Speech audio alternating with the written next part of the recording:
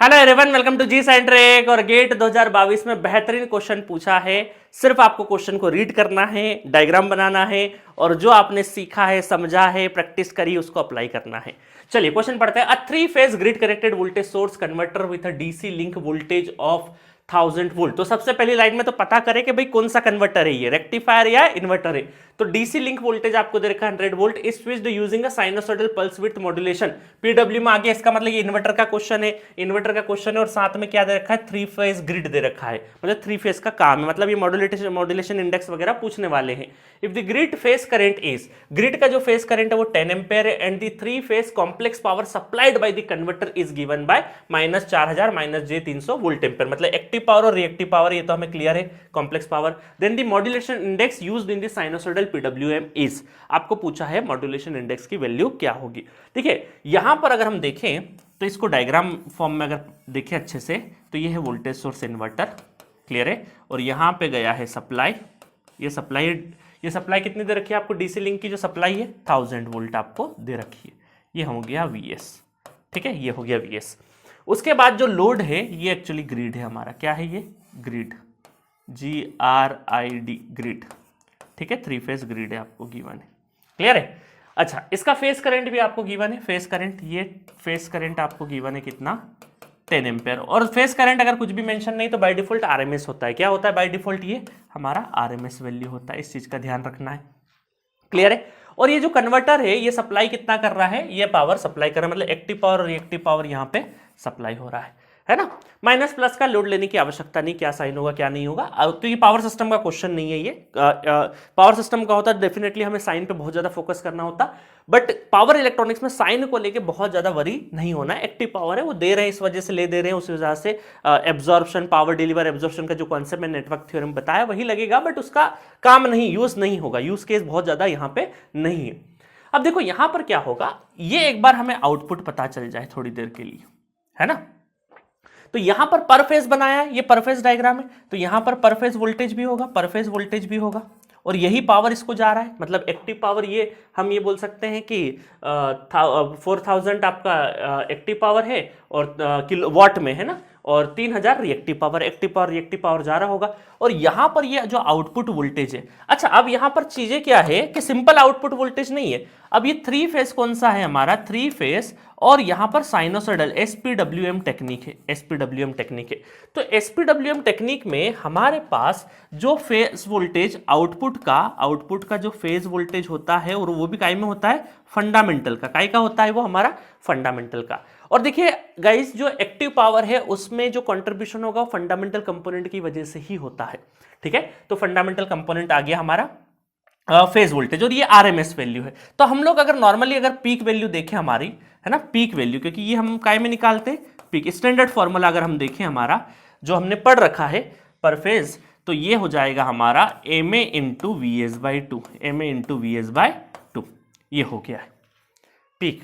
अच्छा, इसको आरएमएस में कन्वर्ट करें तो इसको अगर मैं आउटपुट फंडामेंटल पर फेज को ही फंडामेंटल आरएमएस में कन्वर्ट करूंगा तो ये हो जाएगा M A into V S by two और नीचे √2, है ना। ये पीक वैल्यू मैंने आरएमएस में कर लिया, बिल्कुल सिंपल सा फॉर्मूला है।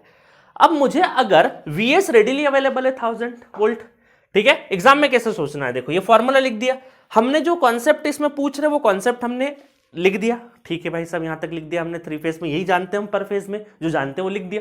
फिर हमने दिमाग लगाया, अच्छा ये सब आरएमएस की बात ही कर रहे हैं तो हम क्यों ना आरएमएस में कन्वर्ट कर ले। उसके बाद इस इक्वेशन में हमें वीएस तो ऑलरेडी पता है, अच्छी चीज ये डीसी होता है तो कोई लाइन फेज देखना नहीं होता है। एमए हमें पूछा है, मॉड्यूलेशन इंडेक्स की वैल्यू पूछी है, ये अगर निकल जाए तो काम हो जाएगा। इसको निकालने के लिए हमें पावर की इंफॉर्मेशन दे रखी है, इसको निकालने के लिए हमारे पास क्या इंफॉर्मेशन है, पावर की। अब देखो इसको निकालने के लिए हम पावर की इंफॉर्मेशन लेते हैं, तो पावर की इंफॉर्मेशन में कलर चेंज कर लेते हैं, थोड़ा सा कलर चेंज कर लेते हैं। तो पावर, एक्टिव पावर अगर हम लिखें तो ये क्या हो जाएगा, एक तो ये हो जाएगा √3 VL IL cos phi, और ये हमारा क्या होता है, फंडामेंटल कंपोनेंट होगा वोल्टेज का, ठीक है। अब देखो यहां पर इसको फेज में अगर देखें, 3 फेज पावर अगर मैं फेज में देखूं तो 3 टाइम्स ऑफ, क्या इसी फॉर्मूले को ऐसा लिख सकते हैं, आई फेज करंट पर फेज और cos phi लिख सकते हैं कि नहीं। स्टार कनेक्टेड बाय डिफॉल्ट, अगर कुछ भी गिवन नहीं तो बाय डिफॉल्ट हम स्टार कनेक्टेड मानते हैं, और लाइन और फेज करंट तो बराबर ही होते हैं, करंट में कोई इशू नहीं है। बट ये फॉर्मूला, दोनों फॉर्मूले एक जैसे ही होते हैं, बट अभी हमें पर फेस की वैल्यू अगर हमें आरएमएस में अगर निकाल लें, और चूंकि ये बाय डिफॉल्ट फंडामेंटली होती तो काम हो जाएगा।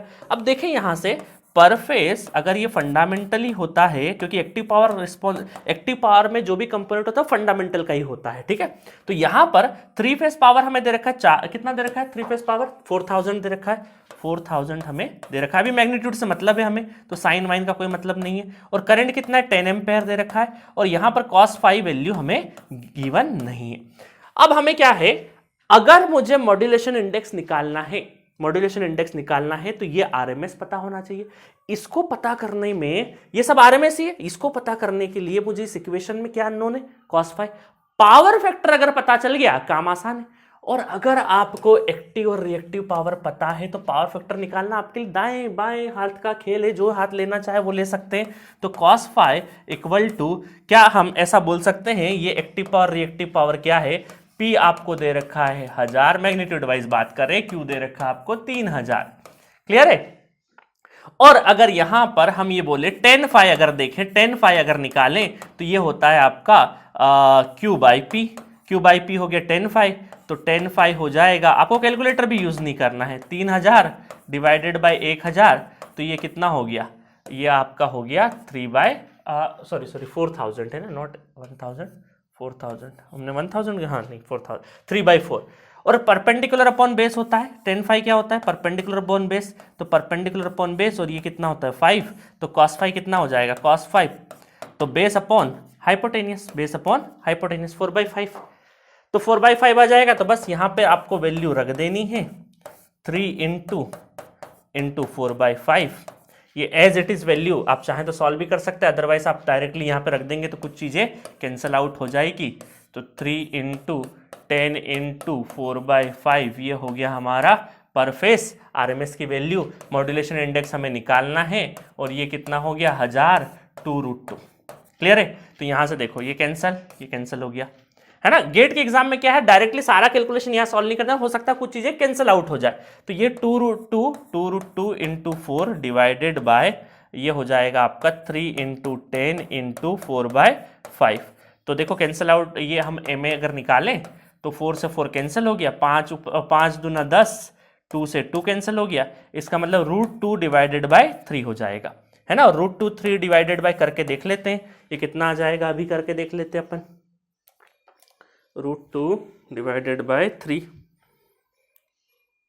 अभी 2 मिनट में वैल्यू आ जाएगी।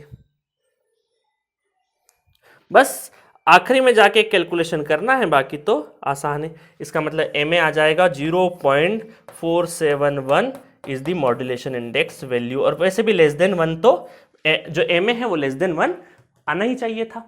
क्लियर है। तो बेहतरीन तरीके से अपन ने, बहुत बड़ा क्वेश्चन दिखने में था बट एक आसान सी चीज थी, और बाकी सारा कॉमन सेंस था, पावर फैक्टर वगैरह, क्योंकि इलेक्ट्रिकल इंजीनियरिंग किया है तो ये सब चीजें तो आपके लिए बिल्कुल बहुत आसान हो जाती है। क्लियर है। तो इस तरीके से एक बेहतरीन सा क्वेश्चन हम लोगों ने किया है। मिलते हैं नेक्स्ट वीडियो में नेक्स्ट क्वेश्चन के साथ। Okay, thank you so much.